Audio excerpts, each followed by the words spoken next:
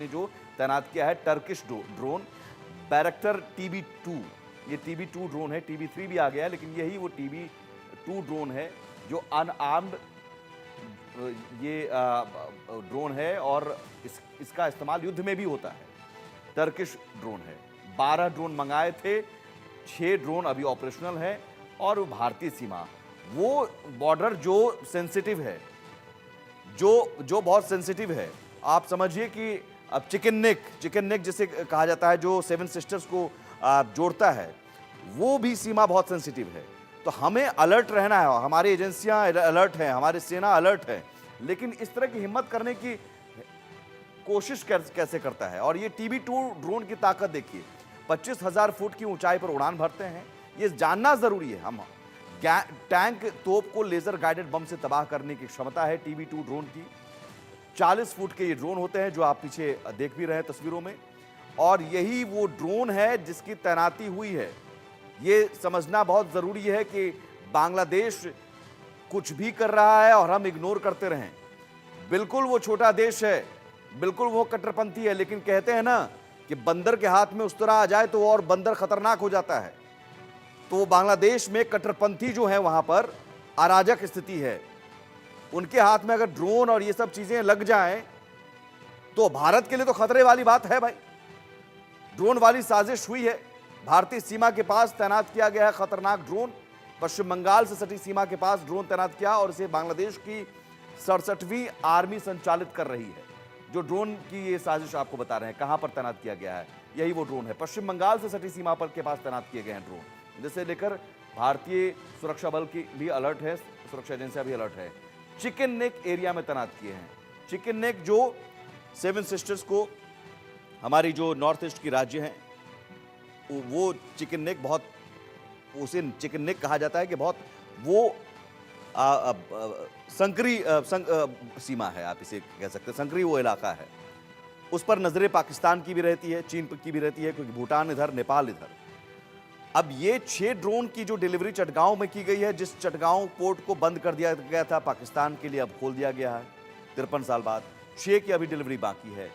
और ड्रोन की तैनाती के बाद सुरक्षा एजेंसियां अलर्ट पर हो गई हैं। भारतीय सुरक्षा एजेंसियों ने बांग्लादेश सीमा के पास सर्विलांस बढ़ा दिया है। बिल्कुल सुरक्षा एजेंसियां हमारी अलर्ट पर हैं और ऐसे ड्रोन को खिलौने की तरह उड़ा दिया जाएगा। अब बांग्लादेश की ताकत जरा देख लीजिए। आबादी 17 करोड़ है, यहां पर एयरक्राफ्ट 216 है, फाइटर जेट 44 है, ट्रांसपोर्ट विमान 16 है, हेलीकॉप्टर 73 है, टैंक 320 है, आर्टिलरी 464 है। बांग्लादेश की ताकत बिल्कुल हमारे सामने कुछ नहीं है। 71 रॉकेट है, जंगी जहाज 117 है, सबमरीन 2 सबमरीन है, और आबादी 17 करोड़ की। एक्टिव सैनिक 1,63,000 मात्र, पैरामिलिट्री 68 लाख। तो ये ताकत कुछ नहीं है, भारत की ताकत के सामने कुछ नहीं है बिल्कुल। बांग्लादेश लेकिन इतनी हिम्मत कर कैसे रहा है, सवाल यहां पर यह है सुधाकर जी, कि ये सब कुछ जो हो रहा है, ड्रोन की तैनाती करना और टर्किश ड्रोन TB2, हम सीधे ये कहकर नहीं खारिज कर सकते हैं कि भाई कुछ है थोड़ी इसमें ताकत, लेकिन इतनी ताकत अगर वो इतनी हिम्मत कर रहा है तो ये बांग्लादेश तो नहीं है, फिर पीछे कोई और है। सुमित जी नमस्कार।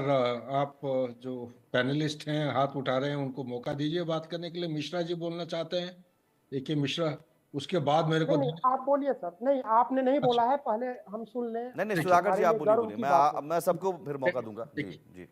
अच्छा सुमित जी, बहुत बहुत धन्यवाद और शुभकामनाएं। को पैनलिस्ट को मेरे बधाई और हमारे व्यूअर्स को भी। जहां तक आपकी सवाल है, इसके उत्तर में मैं 2-3 चीज़ों को व्याख्या करना चाहता हूँ। सबसे पहला चीज़ है, कुछ कुछ चंद एक हरकत जो विश्व के लेवल पे हो रहे हैं, जिसका डायरेक्ट बेयरिंग ये बांग्लादेश के ऊपर आ रहा है और डायरेक्टली हिंदुस्तान के खिलाफ जा रहा है। कुछ रीजनल पर्सपेक्टिव है, पाकिस्तान, बांग्लादेश, म्यांमार, और कुछ लोकल परिस्थिति ऐसा है। इन 3 चीज़ों को अगर हम राउंडल बना के, दिमाग के अंदर खाका बना के अगर समझने की कोशिश करेंगे, मेरे ख्याल से ये कॉम्प्लीट लिंकेजेस हो जाएगा। ये आमतौर पे कवर हो चुका है पैनलिस्ट में, जितना सुना। थोड़ा लेट आया कोई कारण की वजह से, मेरे हाथ के बाहर था, उसके लिए क्षमा चाहता हूँ। जी ये तकरीबन इसमें एक चीज जो स्टैंड आउट हो रहा है वो है ग्लोबल कॉन्स्पिरेसी। ग्लोबल कॉन्स्पिरेसी क्यों?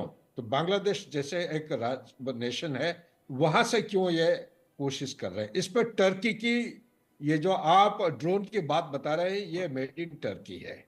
इसमें अनआर्म्ड कॉम्बैट कैपेबिलिटी जगह जगह काफी काबिलियत जो है, उन्होंने ये साबित कर चुके हैं कि शायद इससे बेहतरीन प्रेडेटर को छोड़ के और कोई है ही नहीं। इससे बेहतरीन कोई आपको ड्रोन नहीं मिलेगा।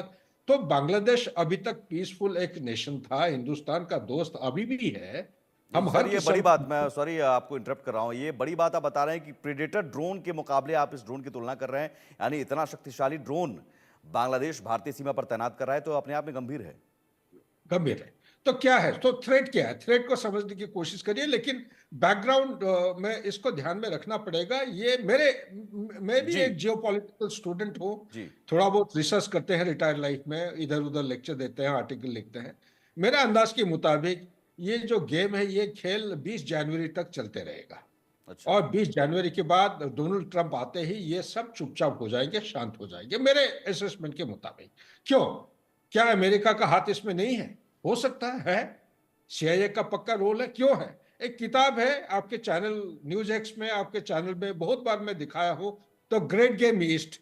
ये लिटनर साहब ने, स्वीडिश ओरिजिन के एक ऑथर है, किताब एक लिखी है, जिसको टाइम होगा आप पढ़ लीजिएगा, कि म्यांमार में जो भी कुछ होता है उसका रिफ्लेक्शन आपको मणिपुर में मिलेगा, उसका रिफ्लेक्शन नॉर्थ ईस्ट में मिलेगा, बांग्लादेश में भी तकरीबन मिलेगा।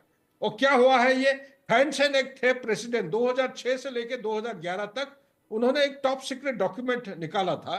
टॉप सीक्रेट डॉक्यूमेंट के मुताबिक एक स्ट्रेटेजिक राइवलरी, यानी कि चाइना और यूएस के बीच में एक टकराव हो रहा है वहां पे, जिसकी नतीजा ये सारे स्पिल ओवर इफेक्ट होंगे। क्या ये बोल के हम इसको खत्म करना चाह रहे हैं? इससे नहीं। हिंदुस्तान को हर हर समय में हमें पूरा मजबूत रहना है, तैयार रहना है। लेकिन किस किस्म की तैयारी, हमारा थ्रेट्स क्या है? सबसे बड़ा थ्रेट सुमित जी आपने कवर कर चुके हैं, ये जो हमारा चिकन नेक जिसको बोलते हैं, सिलीगुड़ी कॉरिडोर, नैरोएस्ट पॉइंट पे 17 किलोमीटर आपको जगह जगह मिलेगा। अगर गोल डाउन करेंगे 21 किलोमीटर, पर मैं खुद जमीन पे गया हूं, खुद डील कर रहा था सब्जेक्ट में जब सर्विस में था। 17 किलोमीटर के डिस्टेंस है। जो झंपेरी रिज का धमकी दे रहा है कौन? पीएलए। झंपेरी रिज किसका है? भूटान में है ये। तो ये बार बार जो डोकलम वाला हुआ था 2017 में, वो आके वहां पे बैठना चाहते हैं। जब वहां पे हम रोकने की कोशिश किए, 9 किलोमीटर दूर एक पंगदा गांव है, वो गांव के बीच में से नया रास्ता बना के फिर झांपेरी की तरह आ रहे हैं। झांपेरी की तरह क्यों आ रहे हैं? झांपेरी की तरह इसलिए आ रहे हैं ताकि उनको ऑब्जर्वेशन, कमांड, कंट्रोल और जो डायरेक्ट फायर ला सकते हैं सिलीगुड़ी कॉरिडोर के ऊपर कब्जा करने के लिए, या उसके ऊपर उसको चोक करने के लिए, या कट ऑफ कर, जब जरूरत पड़ेगा तब कट ऑफ कर सकते हैं। तो ये जो एक्सटेंडेड स्टैंड ऑफ अभी चल रहा था चाइना के साथ, जो हुआ है अभी, थॉ हुआ है, क्या ये ड्रामा है? नहीं है। आज के दिन में चाइना को हिंदुस्तान की जरूरत उतना है जितना हिंदुस्तान को चाइना की जरूरत है। क्योंकि हमारे हमारे जो नागरिक हैं, गहराई में बिना जाके, हाँ, काफी उत्तेजित होना जरूरी सर, है। लेकिन एक सवाल इन जमातियों और कट्टरपंथियों को, ठीक है, अगर ये सब कुछ करना है तो क्या हिंदुओं पर जो अटैक है या भारतीय साड़ियों को जलाना और ये सब कुछ, ये एक आईवाश है? नहीं, इसका रेड लाइंस, एक एक एक इमर्जिंग ग्लोबल पावर होने के नाते हिंदुस्तान को अपना एक सिक्योरिटी स्ट्रेटेजी में रेड लाइंस पहचानना निहायत आवश्यक है। मैं खुद ही डील करता था ये डोकलम वाला, जो भूटान वाला इंसिडेंट। मेरा दायित्व ये था, क्लासिफाइड ये होके जाके लाइंस लाके मैं अपने सुपीरियर्स को बोलता था। जब आप और मैं ये चीज आलोचना कर रहे हैं या चर्चा कर रहे हैं आपके चैनल में, मुझे पूरा उम्मीद है, पूरा भरोसा है अभी के जो सरकार के ऊपर, कि जरूर कुछ ना कुछ इसके ऊपर यह सलाह मशुरा करते होंगे। रेड लाइंस पहचानना निहायत आवश्यक है। क्या ये रेड लाइन पार नहीं हुआ है? कल ही आपके चैनल या कोई चैनल न्यूज 9 में मैंने बताया है, ये रेड लाइन पार हो चुका है। हिंदुस्तान को ठोस कदम उठाना निहायत आवश्यक है। कदम क्या क्या है? डिप्लोमेसी में क्या हमने हर किस्म की पहलू को एग्जॉस्ट कर चुके हैं? नहीं कर चुके हैं। तो ये हमें देखना है कि क्या किया चीजें उसमें हम ला सकते एग्जैक्टली हैं। सुधाकर जी, आपने जो कहा रेड लाइन पार कर चुके हैं, तो यहीं पर तो हम डिबेट में की शुरुआत हमने की थी कि अब और कितना। सुधाकर जी, आपने जो कहा कि हमने डिप्लोमेसी को पूरा आजमा लिया, नहीं आजमाया, सप्लाई लाइन क्या हमने ठप की? क्या वो एक विकल्प नहीं है? क्या वो एक विकल्प नहीं है?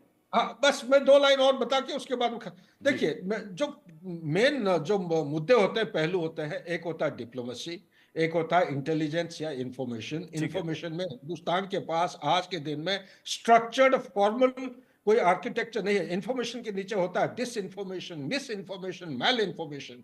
ये जो देखे ना आज के क्या इस बार 400 पार 240 में कैसे आप लोग ये सेटल हो गए, खुश हो गए? भाई 400 की बात कर रहे थे, 240, इसका मतलब फॉरेन इंटरफेरेंस कहीं ना कहीं हो रहा है। इसी तरह बांग्लादेश में जो भी कुछ चल रहा है उसको बोलते हैं कॉग्निटिव डोमेन की लड़ाई चल रही है, 6G warfare, hacking the human mind. ठीक एक है सर। कॉमन आदमी को आप अगर ये बताने की कोशिश करेंगे वो समझ नहीं। हैकिंग द ह्यूमन माइंड कैसे हो रहा है? हैकिंग द ह्यूमन माइंड ये है, छोटा सा बीज को जब आप बोते हैं, जगह जगह बोते जाएंगे, कब ये पनीर बन के फिर पेड़ बन जाता है, फिर फल निकलते हैं। ये sowing the doubt, seeds of doubts in the minds of the और ये सब पीपल। कुछ स्टेप बाय स्टेप हो रहा है। और करेक्ट। हम क्या उम्मीद कर रहे हैं कि मोहम्मद यूनुस प्लीज हिंदुओं पर अत्याचार बंद करिए। नहीं नहीं सुमित जी, यहीं पे मैं आना चाहता हूं कि इंडिया को समय आ गया है। एग्जैक्टली ये डिप्लोमेसी, इंफॉर्मेशन, मिलिट्री और इकोनॉमिक्स, ये 4-5 एग्जैक्टली द अहम मुद्दे पॉइंट, हैं। यही मैं कह रहा हूं कि साहब यूनुस छोड़ दीजिए। जी रमन मलिक जी, उसके बाद मैं मिश्रा जी से पूछूंगा। बार बार इसलिए फिंगर उठा रहा था, जो कि बहुत जरूरी पॉइंट मैं आपके सामने रखना चाहता हूं। आप उस कौम से, उस देश से बात करने की बात या उस देश के ऊपर एक्शन करने की बात 71 और 2024 में फर्क क्या है, वो समझने की जरूरत है।